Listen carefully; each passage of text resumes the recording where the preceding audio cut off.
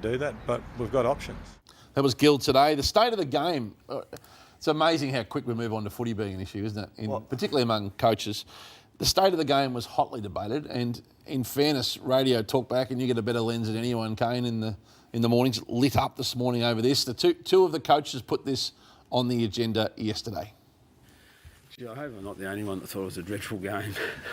If that's the spectacle that we're trying to search for in our game's in a dreadful space. I'm sorry for shit-canning our own brand, in our own club and our own team in this space, but I was so disappointed with the way we played, and I was so disappointed with the way that the game is being played right at the present time. It's frustrating, and it must be frustrating our fans.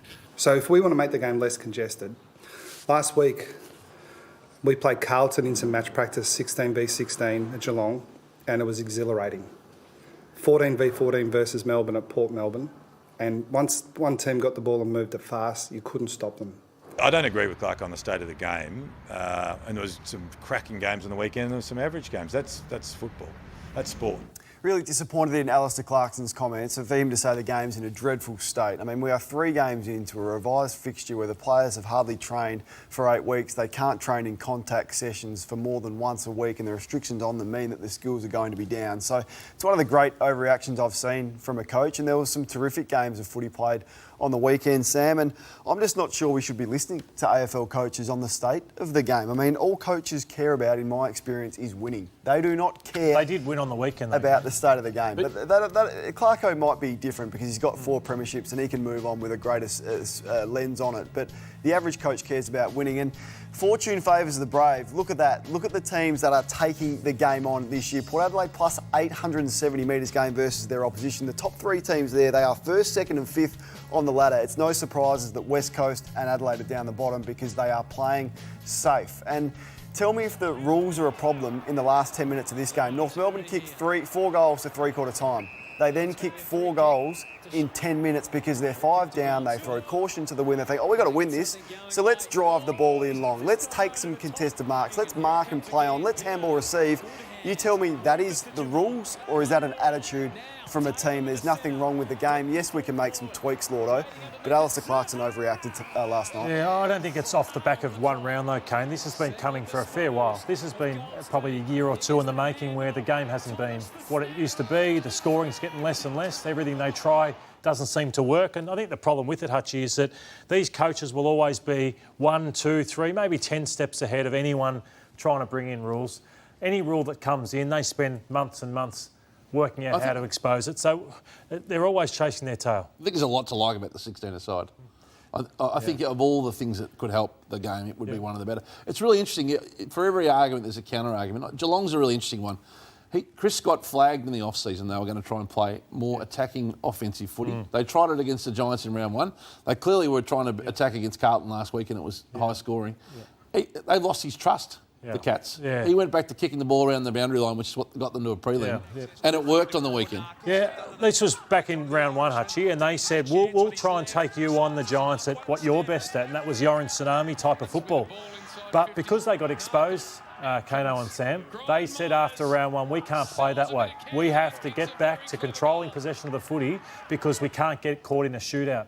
But I don't think that style of footy we saw on the weekend is going to take Geelong far anyway. So Joel Selwood said after the game, Lloydie, that it was simply because of their opposition that they wanted to play like it. Do you not buy into that? No, because I also heard Joel Selwood say after round 1 that we got caught up in playing the Giants way and we lost that way. So, but I just wanted to take a look at some of the changes I'd make, Hutchie, in regard to the game and trying to help it. And I think these are ones, instead of changing lines and taking out players, I think these are some easy starting points. So backward kicks to play on, as Kane just touched on. Teams are going backwards more than ever before. Make it play on. Put them under pressure. Extend that kick. They're getting shorter and shorter and the umpires are paying marks. Extend it to 20 metres, and with reduced umpire involvement, don't nominate ruckman. Just throw the ball up.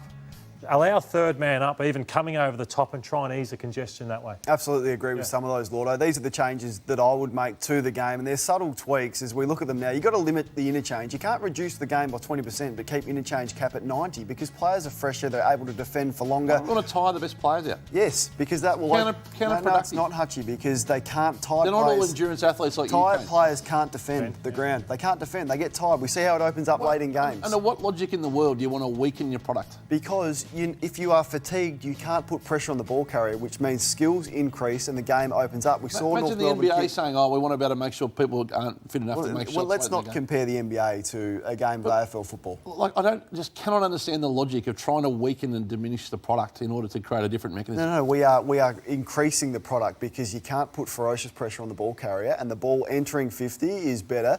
And you're going to see high scores because the game will open up. But also scrap the nominate ruck rule. It's ridiculous that they've done that. And one thing they've done in the sample, which has worked unbelievably well, and we're seeing it more and more with the harsh interpretation of deliberate out of bounds. Last possession out of bounds, be that a kick or a handball, if it comes off the opposition, you get the free kick.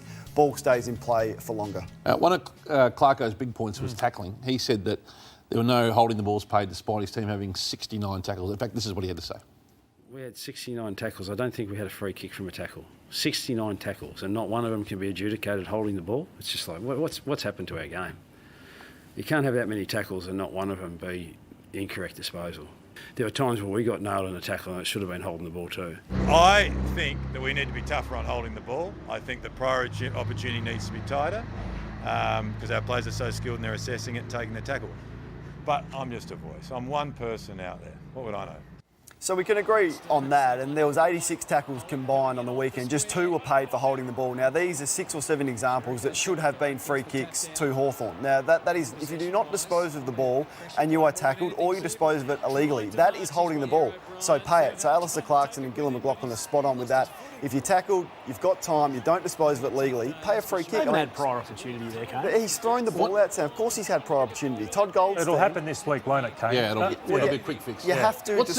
What's the downside of doing it? No, well, nothing, Hutchie. I guess the interpretation of making sure that player has the adequate time to get rid of the ball. But if you've got time and you don't dispose of it correctly, if you drop it or you don't get a handball or a kick away, holding the ball. I think the downside, Hutchie, is that you disincentivise the person going for the footy. The most troubling thing for me watching on as a fan is you've got Alistair Clarkson, arguably the greatest coach of all time, saying if you don't pay holding the ball, the congestion will continue.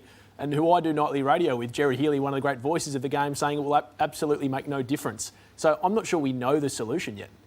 I'd like to see them pay it a lot more and see what happens. So would I. I agree, Hutch. And for all the doom and gloom, just to back up Kane's point, the teams on top of the ladder are going extremely well with their style of play. And this was St Kilda. I know they're 7th, but they exposed Richmond for pace on the weekend. And great to see Dan Butler get out the back and Bradley Hill, obviously Jade Gresham, all these players at St Kilda. They're playing with speed. Brett Ratton's allowing his team to take the game on. Ben King, he's being allowed to play deep out of the goal square because his team is playing direct footy. Tom Lynch and Jack Riewoldt are spending half their games up on the wing, whereas he's being allowed to play deep. And then the best side in the comp at the moment have got a star forward who straightens them up. This is their centre-half forward, Todd Marshall. They outworked the Eagles on the weekend, so some positives for those teams at the top of the ladder. How can Alistair Clarkson watch that vision? He'd watch a lot of footy and say there's no highlights in the game. He said earlier on this year the only highlight you get in the game is Charlie Cameron getting over the back and kicking a goal. I love that. Yeah, there was some great footy played on the weekend, and I just thought Clarko had overreacted. He's emerging as one of the stories of the year, Charlie.